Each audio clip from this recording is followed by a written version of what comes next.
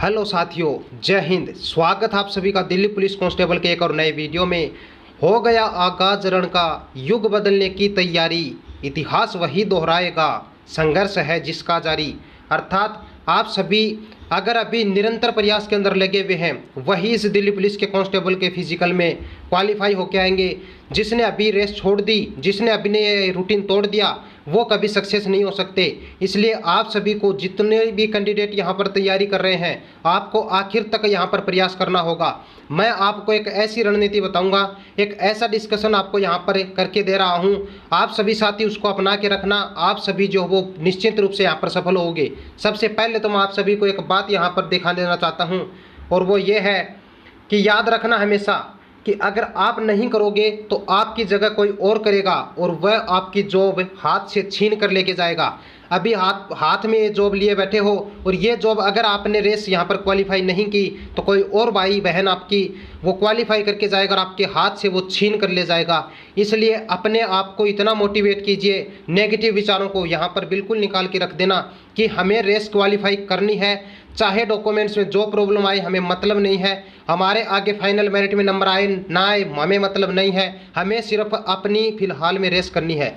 ये अगर mind set आपने कर लिया तो आप अपने आप को कभी भी डिमोटिवेट नहीं पाओगे।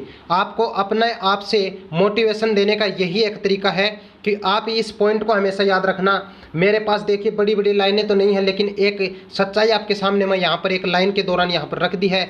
इस बात को आप जितनी बार पढ़ोगे, जितनी बार खुद से बोलोगे, आपके अंदर से उतनी आग निकलेगी कि हाँ, मुझे फिजिकल क्वालिफाई करना है। चाहे कुछ हो जाए, मुझे मतलब नहीं है फाइनल मेरिट से, मुझे सिर्फ और सिर्फ फिजिकल क्वालिफाई करके दिखाना है। अरे अपने आप में सोचिए साथियों, जब आप फिजिकल करके घर पर लौटोगे तो आपके आंखों में कितनी खुशियों के आंसू होंगे कि हाँ, मैंने एक अपनी स्टेप जो सबसे हार्ड थी वो पहली बार में ही क्वालिफाई कर दी है। अन्यथा अगर आप रेस में रह गए तो अपने आप से कैसे कह सकते हो ये कि मैंने तैयारी की थी और मैं किस कारण रह गया, तो वो आपकी गलती होगी मेरे साथियों। इसलिए कह रहा हूँ, जिसका भी अभी तक भी रूटीन नहीं बना है वो इस वीडियो को ध्यान से देख लेना और अपने आप को इसी तरीके से मोटिवेशन देते रहना। सबसे पहले तो मैं यहाँ पर मेन पॉइंट के ऊपर बात करूंगा कि अगर आपको रेस क्वालिफाई करनी है तो सबसे पहली ज़रूरी चीज़ अब ये है, अगर आपने 10 दिन के अंदर ये रूटीन नहीं अपनाया और ये रूटीन तोड़ दिया तो आप यहीं पर ही डिस्क्वालीफाई हो जाओगे। सबसे पहले तो मैं आपको बता देता हूँ कि यहाँ पर आपको खाना क्या है। खाना यहाँ पर आप बनाना खा सकते हो, नॉर्मल वाटर आपको पीना है, कोई भी ठंडा वाटर नहीं पिएगा। एक चीज़ याद रख लेना, यहाँ पर मैंने पॉइंट लिख दिया है, ये मेन पॉइंट। आपको ये मजाक लगेगा, एक हंसी लगेगी, लेकिन पॉइंट बता रहा हूँ मैं आपको। गोल्ड विदाउट कोल्ड, यानी कि अगर आपको ये सोना पाना है, आपको ये स्वर्ण पाना है कि आपके फिजिकल को क्वालिफाई करना है, तो विदाउट कोल्ड ही कर लीजिए। यानी कि आपको ठंडा नहीं खाना है, ना ही ठंडा पीना है, ना ही ठंडे के अंदर रहना है। आप सभी फिलहाल अपने आप को इस तरीके से रखिए जैसे कि हम मतलब पता नहीं क्या है। आप अपने आप को अंदर ही रखिए। आप सिर्फ अपना फिजिकल करने के लिए आप बाहर जा सकते हो, अन्यथा आप घर पर रहना, अपने आप को सुरक्षित रखना है। उसके बाद में आप फ्रूट्स खा सकते हो, हेल्दी फूड खा सकते हो और भीगे हुए चने खा सकते हो। एक रेसर जो होता है उसको सिर्फ और सिर्फ यही चीज़ चाहिए होती है। अब यहाँ पर एक्स्ट्रा मैं कुछ ऐसे प्रोटीन के डिब्बे वगैरह नहीं बताने वाला हूँ आपको। उम्मीद करता हूँ ये बातें आपको समझ में आ रही होगी। इससे ज़्यादा मोटिवेशन मेरे पास तो नहीं है मेरे साथियों, लेकिन मैं आपको बता देता हूँ कि जब मैं तैयारी किया करता था, जब मैं मेरी स्टूडेंट की तैयारी करवाया करता था, मैं उन्हीं को यही रूटीन बताता था कि आप ये रूटीन लगा के रखना, और उन्होंने गारंटी के साथ यहाँ पर रेस को क्वालिफाई किया है। वो मेरे लिए एक बहुत बड़ी यहाँ पर खुशी की बात हो गई थी। जैसे ही आप फिजिकल क्वालिफाई करके आओगे, वो भी मेरे लिए खुशी की बात है। तो उम्मीद भी करता हूँ मैं भगवान से, और जितना हो सकता है कोशिश भी करता हूँ कि आपको अच्छी से अच्छी यहाँ पर रणनीति बताऊँ, अच्छे से अच्छे आपको तरीके बताऊँ। सेकंड पॉइंट के ऊपर चलते हैं। यहाँ पर रेस का रूटीन क्या होना चाहिए आपका आखिरी 10 दिनों के अंदर। आप सभी को साथियों को पता है कि 28 जून से फिजिकली स्टार्ट हो रहे हैं, और आपको 27 जून के लिए ही अपने घर से निकल जाना होगा अपने स्थान पर पहुंचने के लिए। अगर किसी का दूर है तो प्लीज़ आपसे रिक्वेस्ट है वो 26 जून को ही निकल जाना, क्योंकि पता नहीं आगे जाके क्या प्रॉब्लम हो जाए और आप जो वो वंचित हो जाओ। तो उम्मीद से आप सभी को क्या करना है, पहले से ही अपने निर्धारित समय और स्थान के ऊपर पहुँच जाना है। उसके बाद में हम मेन पॉइंट के ऊपर बात कर लेते हैं कि मॉर्निंग के अंदर आपका रूटीन क्या होना चाहिए। अब आपको डेली टाइमिंग देखनी है, डेली टाइमिंग देखनी है अपने टाइम के अंदर। अब ये कोई भी और कॉन्फिडेंट नहीं होगा कि मेरी तो टाइमिंग वो बहुत अच्छी आ रही है, अब मैं है रूटीन फॉलो करने की मुझे क्या ज़रूरत है, मुझे डेली टाइम देखने की क्या ज़रूरत है। वो इस गलती के अंदर मत रहना। जो मेरे भाई बहन सीरियसली तैयारी कर रहे हैं वो इस रूटीन को हमेशा फॉलो करते रहना। अरे आप ये देखिए कि दिन कितने बचे हैं, 10 दिन से 15 दिन की तो सारी बात है। तो क्या आप अपने आप के अंदर से ये रूटीन फॉलो नहीं करवा सकते?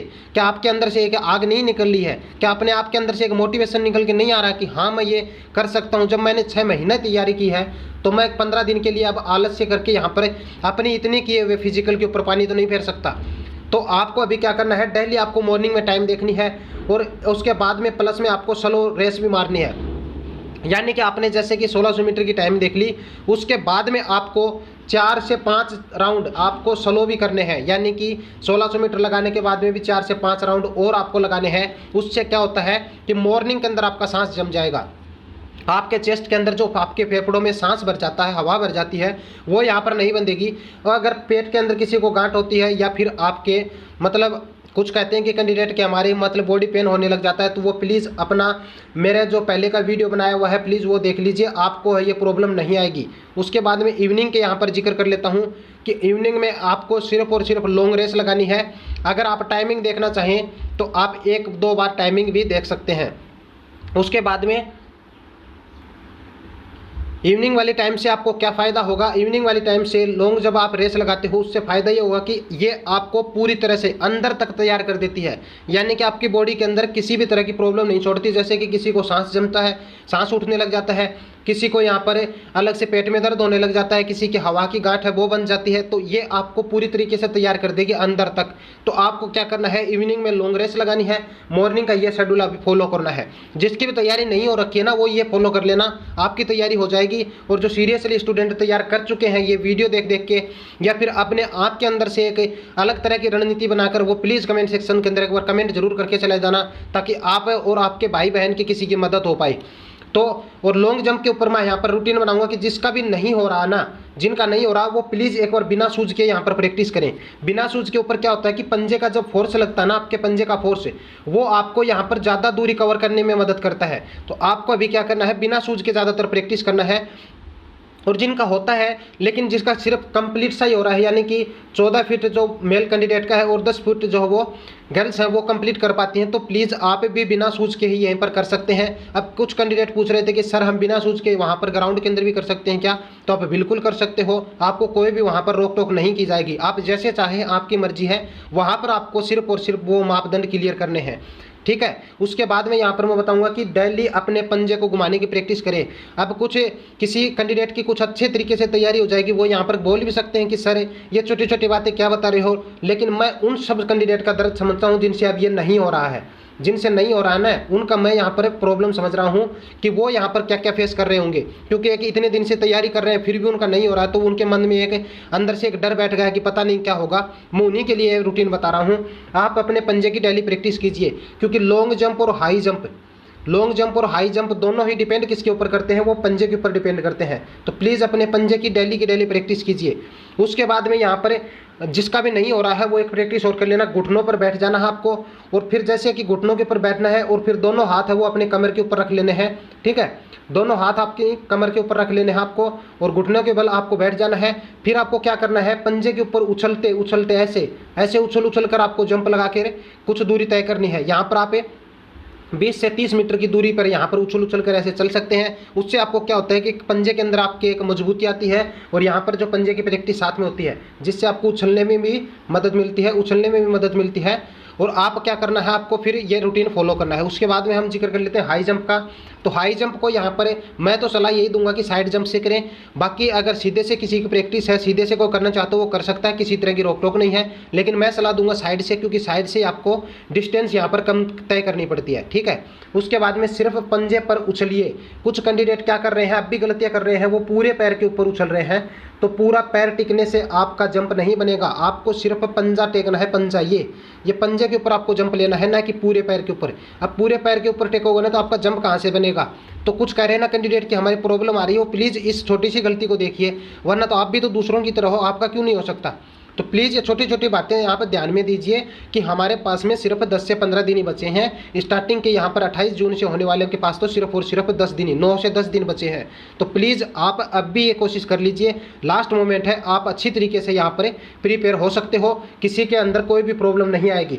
तभी मैंने आप सभी साथियों को यहाँ पर ये पॉइंट बता दिए हैं। और फिर से ये चीज़ कहना चाहूँगा कि प्लीज़ जिसको भी यहाँ पर डीमोटिवेट हो रहा है, जिसको भी यहाँ पर नेगेटिव थिंकिंग से आ रही है, वो प्लीज़ इस लाइन को याद रख लेना, इससे ज़्यादा बड़ी मोटिवेशन की लाइन मेरे पास तो नहीं है मेरे साथियों।